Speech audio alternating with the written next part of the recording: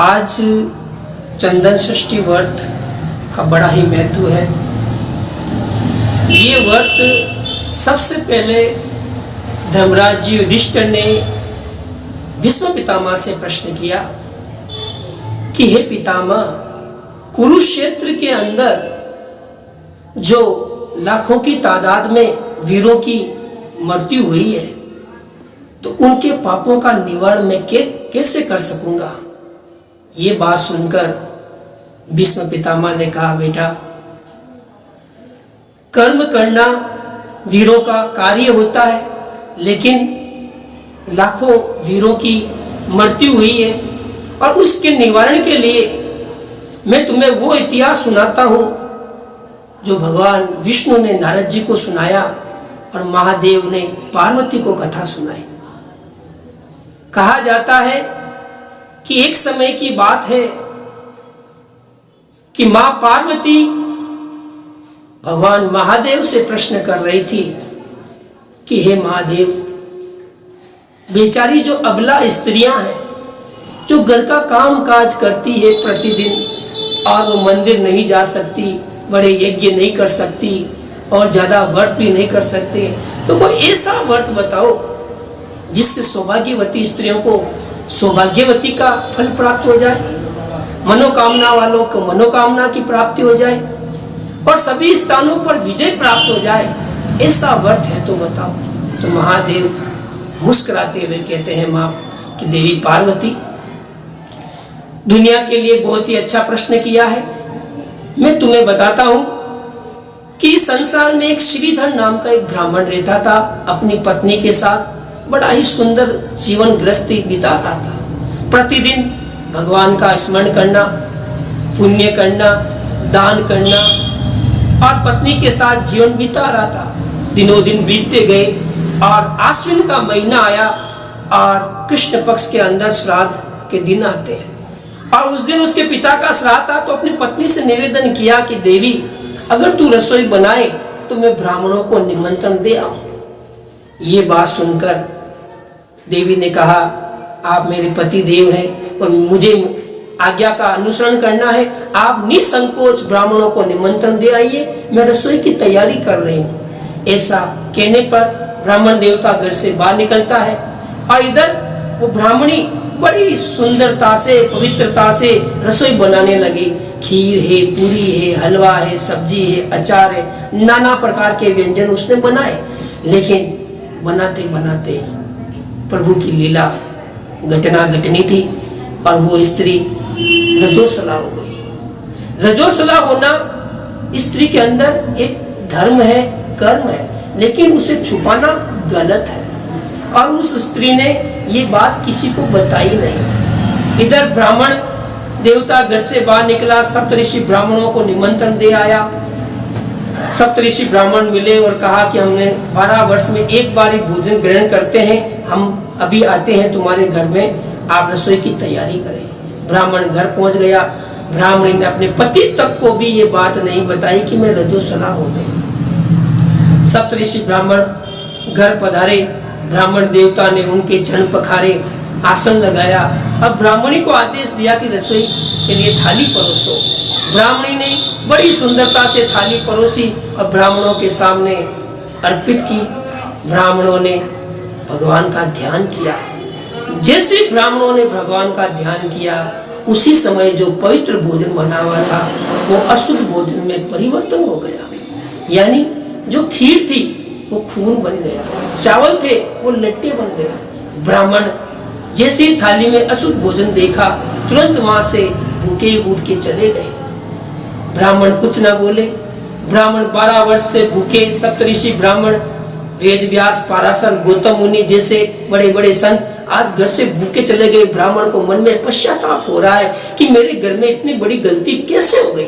लेकिन ब्राह्मण ने किसी को ये बात नहीं बताई और रातों रात ही ब्राह्मणी की मृत्यु हो जाती है। और मृत्यु होने पर वो चांडालनी बनती है। चांडालनी कहा जाता है कि जब किसी को अशुद्ध भोजन कराने से चांडाल योनि में जाना पड़ता है। क्यों? क्योंकि कहा जाता है कि 3 दिन तक स्त्री बड़ी अशुद्ध रहती है। पहले दिन चांडालनी के बराबर, दूसरे दिन ब्रह्म हत्यारी के बराबर और तीसरे दिन दूरबीन के बराबर। 3 दिन तक स्त्री अशुद्ध रहती है, इसीलिए वो रसोई में प्रवेश नहीं करती है। और 7 दिन होने के बाद वो मंदिर, घर में देव स्थानों पर पूजन करने लायक होती है। ये स्त्रियों को ध्यान रखना चाहिए। अगर कहा जाता है कि घर में क्लेश बढ़ रहा है तो इसका कारण यही है कि आपके घर में शुद्धता नहीं है, स्त्रियां उस शुद्धता के ध्यान नहीं दे रही है। अगर ये चीज ध्यान रखें तो उसके घर में किसी प्रकार का क्लेश नहीं हो सकता है। यही वास्तु का सबसे बड़ा निवारण है। तो अब वो ब्राह्मणी चांडालनी बन गई, चांडालनी बन गई।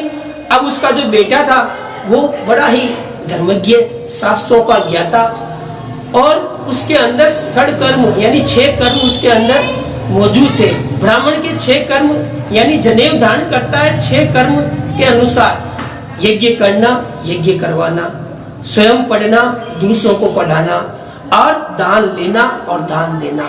तो ये ब्राह्मण घर में यज्ञ कर रहा था, उसी समय वो ब्राह्मणी घर में आई और कटोरी में रखे चावल को खाने लगी। ब्राह्मण को पता नहीं कि ये मेरी माँ है, और कहा, "ए चांडालनी, तू मेरे घर से चली जा। अगर कोई तेरा दर्शन कर ले तो अशुद्धता को प्राप्त होते हैं, इसलिए तू मेरे घर से चली जा।" इस प्रकार बेटे के कहने पर वो ब्राह्मणी रोती हुई चली जाती है। लेकिन रात को स्वप्न में आके दर्शन देती है और कहती है, "बेटा क्या कर रहा है?" तो ब्राह्मण अचंभित होता और कहता है, "माँ, आपकी ये दुर्दशा ऐसे कैसे हो गई? आप तो पतिव्रता स्त्री थी, धर्म को करने वाली थी, और मैं शास्त्र का ज्ञाता, और आप मेरी माँ होते हुए भी आपकी ये दुर्दशा कैसे?"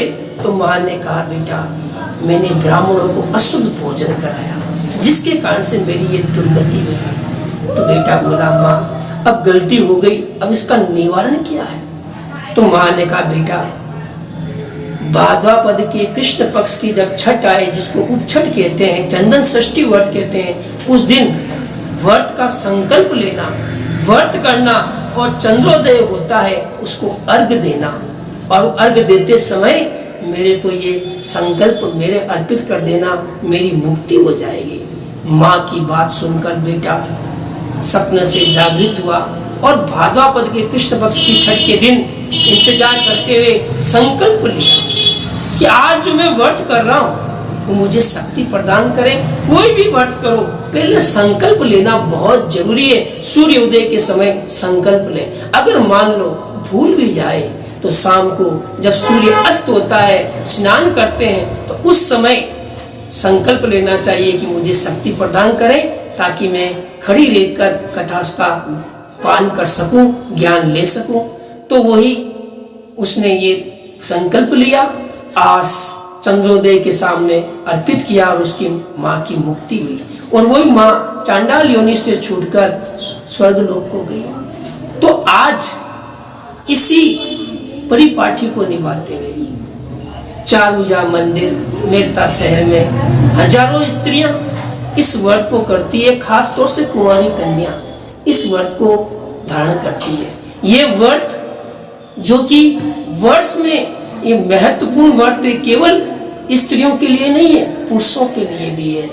इस व्रत को करने से सभी प्रकार की मनोकामना पूर्ण होती है, और जाने अनजाने किए गए पाप उनकी भी निवारण होकर मुक्ति को प्राप्त होते हैं। दूसरी बात, आज के दिन इस व्रत का नाम चंदन षष्ठी है, यानी चंदन का टीका लगाना, चंदन मस्तक पर लगाना। क्योंकि उपछठ का हम व्रत करते हैं, खड़े रहते हैं, तो हमारे शरीर में गर्मी अत्यंत रहती है। तो चंदन लगाना शीतलता का प्रभाव है। चंद्रमा की किरणें हमारे तक न पहुंचे उससे पहले चंदन लगाएं, ताकि हमारे शरीर में गर्मी ना हो और ठंडक रहे, और हम खड़े रहने में शक्ति प्रदान हो। इसीलिए चंदन का टीका लगाया जाता है। उसके साथ चंद्रमा को अर्घ देते हैं। कथा सुनते हो तो अनाज के दाने जो हम अर्पित करते हैं, गेहूं चढ़ाते हैं, तो उसमें हम दाने लेते हैं जो अर्घ में काम में लिया जाता है। और चंदन का छींटा भी चंद्रमा को दिया जाता है। इसके साथ साथ सुहागिनी स्त्रियां हैं जो अपने वस्त्र अलंकार से चंद्रमा को अर्पित करते हुए भगवान का स्मरण करती है। और करीबन स्त्रियां जो कि सूर्यास्त होने के बाद स्नान करने के बाद वो खड़ी रहती है और हर मंदिर में जा जाकर कथा का पान करते हुए जब तक सूर्य चंद्रमा उदय नहीं होते हैं तब तक कथा सुनती रहती है। और उसके बाद में स्त्रियां जब जैसे चंद्रोदय होता है पूजन करते हुए अन्न और जल को ग्रहण करती है। और कहा जाता है इसका उद्यापन भी किया जाता है। कुंवारी कन्या जो नारियल उसके साथ में अपनी इच्छा अनुसार यथाशक्ति दक्षिणा रखकर और ब्राह्मण के हाथ में देकर वो संकल्पित लेती है। ऐसे ही जो शादीशुदा स्त्रियां हैं वो अपनी मनोकामना पूर्ण करने के लिए अपने जोड़े सहित वस्त्र अलंकार अर्पित करके और चंद्रमा का पूजन करती है। यही इस कथा का बड़ा महत्व है और हर स्त्री पुरुष को ये व्रत करना चाहिए जिससे जाने अनजाने किए गए वर्ष भर के पाप दूर किया जा सके। बोले श्री कृष्णचंद्र भगवान की जय। हम उपचट के पर्व अपने घर में सुख शांति के लिए, अपने परिवार की लंबी आयु के लिए मनाते हैं। उपचट का पर्व कृष्ण पक्ष में भाद्रवा मास में छठ के दिन आता है। इस पर्व को हम धूमधाम से मनाते हैं। व्रत हम अपने सुहाग की लंबी उम्र के लिए करते हैं और कुंवारी कन्या अच्छा वर प्राप्ति के लिए ये व्रत करती है। ये व्रत कवारी लड़कियों से लेकर महिलाएं करती है। कवारी लड़कियां अच्छे वर की कामना हेतु करती है। वे महिलाएं अपने घर परिवार की सुख समृद्धि व पति की लंबी आयु के लिए करती है। ये पर्व में हम सुबह से लेकर शाम तक सिर्फ उपवास रखते हैं, सिर्फ फलाहार ही खाते हैं। वे सूर्यास्त के बाद स्नान कर मंदिर जाके भगवान के दर्शन कर वहाँ प्रार्थना कर उसके बाद चंद्र उदय के बाद ही हम भोजन या जल ग्रहण करते हैं।